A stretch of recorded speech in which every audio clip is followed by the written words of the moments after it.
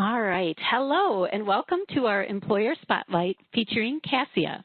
My name is Maureen Weber, and I am a Senior Career Services Advisor at Rasmussen University. Joining me today is Leslie Farnham, a Senior Recruiter at Cassia. Leslie has been a recruiter with Cassia for 4 years, and prior to that worked in higher education, primarily in career services. Leslie has also held marketing and recruiting roles. She has a master's degree in Adlerian psychology, a Bachelor of Science in Public Relations, and a Bachelor of Arts in Speech Communication. Welcome, Leslie. Thanks for having me, Maureen. So, Leslie, let's jump right in, and why don't you tell us a little bit about Cassia? Well, thanks for having me. Cassia is a nonprofit, faith-based organization that came together and was created out of Augustana Care, which was founded over 120 years ago, when they got together with Elam Care, who was over 90 years at the time, and we voluntarily came together and created Cassia, reinforcing our mission and our purpose of fostering fullness of life in individuals. Cassia was inspired by the anointing oil for healing and inspired through that. It comes from and symbolizes the heart of a servant, and that's who we are as an organization. We strive to really be a servant to those in need on there. And we provide services to 5 states, which you'll see in the next slide. Wonderful, Leslie. I so admire that mission to care for others, especially the elderly, which is so important to families. So let's talk about the locations and the facilities that your organization has. Yes. Thanks so much, Maureen. Yeah, we're very proud of our mission and our purpose of fostering a fullness of life. And we do that in 5 states, as you can see from the map here on the screen. We were founded in Minnesota, Elam up in Princeton, and Augustana in Minneapolis. So we have the majority of our communities throughout both metro, suburban, and rural Minnesota. And then we have 2 in North Dakota, 2 in Colorado, 3 in Iowa at the moment. A 4th one is coming. We expanded and left the Midwest and went down to Florida the other year. So we have one down there and very close to one of your campuses. We provide a wide range of services from independent living to assisted living to skilled nursing facilities and memory care, short-term rehab, adult day, hospice care, pharmacy, home health. We have our own medical supply division, and we have 2 therapy divisions. So we actually have a wide variety of services from direct care to support that we offer. Yes, absolutely. Great facilities and locations for so many job opportunities. Speaking of that, can you please review for us some of the opportunities at your organization? Yes, our majority of our opportunities are within our direct care to our residents, and Rasmussen students have an opportunity to pursue those programs that align with these, from a CNA, resident assistant, to an LPN or RN. So those students, if you're pursuing one of those degrees, we most certainly, you're the heart and foundation of what we do in healthcare. But we also have a lot of support roles as well that are out there that you could consider and come to us with. A health unit coordinator, so if you're in that medical office or medical administration, that role, or our front desk, our billing and paying with insurance, that's a huge end with all. We service about 4,000 patients and residents a day, so there's a lot of insurance and billing. But we have housekeeping and activities and dietary, and those are roles that if you're looking for something just part-time to join us as, you can do that as well. In our home office, which is located in Edina, Minnesota, we do have our HR, our operations, our marketing, our IT teams and that. So we do occasionally have openings in there. I know we have some accounting openings right now. Wonderful. And what are the requirements? What should they prepare for applying? And what types of things are you looking for in a candidate? Well, being a faith-based nonprofit, we really look for a lot of those soft skills for any of our roles. We're looking for compassionate, dedicated individuals who really, truly want to help others. That's our mission and our purpose, is to help others and foster that fullness of life. So that's a main thing that we look for. But, good customer service skills, dedication, reliability, those are all things that you can share with us that will make you stand out as an individual. Of course, the technical skills are needed for certain roles. So those certifications and things like, having your RN degree, having your LPN or your CNA, but things like, maybe you've been through first aid training, or you have your basic life support, or have been a home health aide and are certified in that. Those look great too.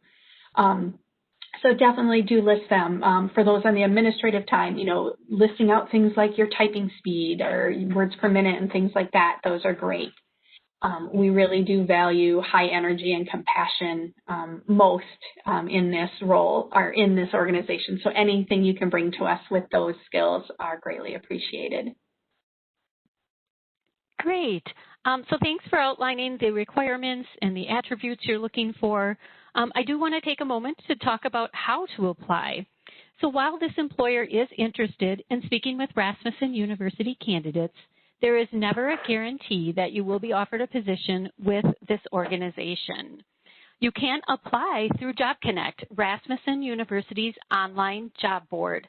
The ID numbers for some of the positions listed and the link for Job Connect is on this slide.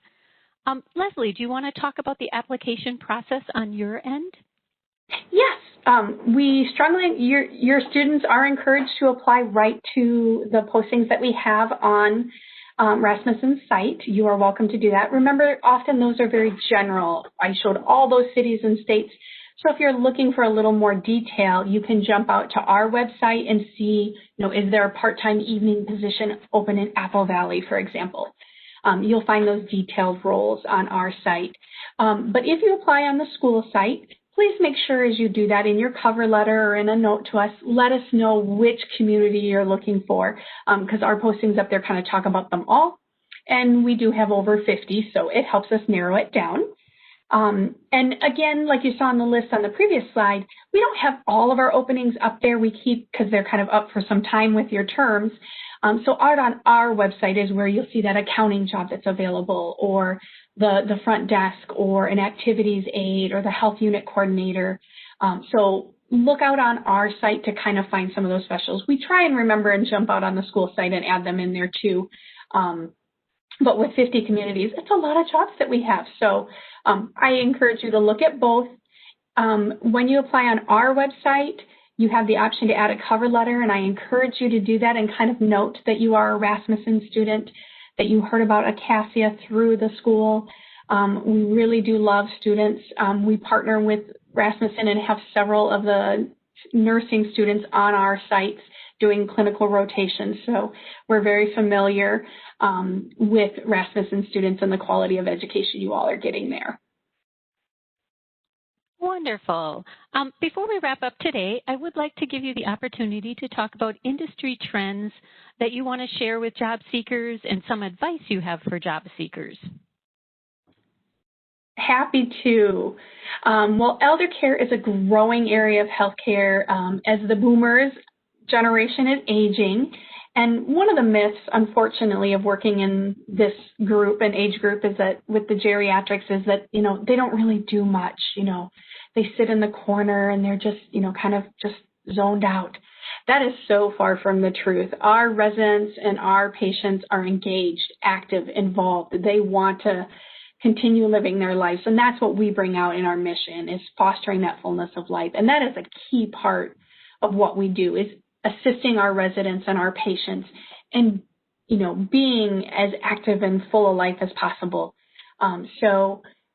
Do know that you will be deeply engaged. The picture on the screen here is of our activities director out in our Castle Peak community in Colorado, and she is engaged with a couple, keeping them active and involved.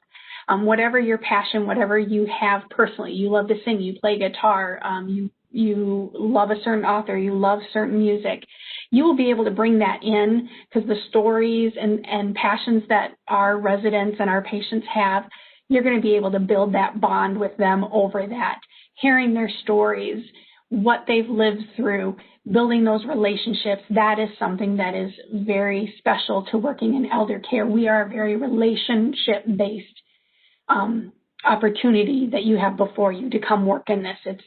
I compare it to, working in a clinic or in a hospital. That's more transactional of a relationship. They're kind of in temporary and then out. You maybe see them every 6 months or a year.